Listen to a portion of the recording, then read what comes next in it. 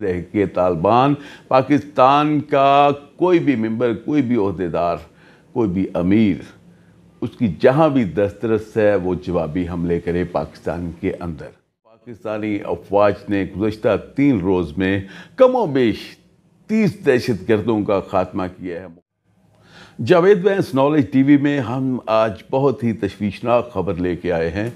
صورتحال یہ ہے کہ پاکستانی افواج نے گزشتہ 3 روز میں کم و بیش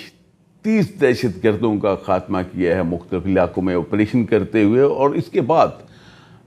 وزارت دفاع تحریک طالبان پاکستان نے ایک لیٹر جاری کیا ہے اپنی تمام تنظیموں کو، صوبائی، ڈسٹرکٹ اور تحصیل لیول پہ انہوں نے یہ حکم صادر کیا ہے کہ پاکستان بھر میں جہاں بھی آپ کی دسترس ہے وہاں پہ آپ حملے کریں، جوابی حملے کریں۔ اس لیٹر میں آپ کو سکرین پہ دکھاتے ہیں، ہمارے کچھ سورسز نے، کچھ دوستوں نے ہمیں یہ لیٹر بھیجا ہے، آپ سکرین پہ دیکھ سکیں گے کہ لیٹر کا ٹائٹل جو ہے وزارت دفاع تحریک طالبان پاکستان، اور اس کا جو مضمون ہے اس کی میں آپ کو ہائی لائٹ بتا دیتا ہوں کہ انہوں نے یہ کہا ہے کہ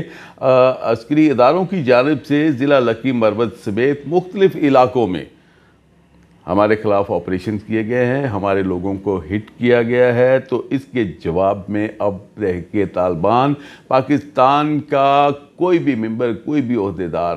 کوئی بھی امیر اس کی جہاں بھی دسترس ہے وہ جوابی حملے کرے پاکستان کے اندر۔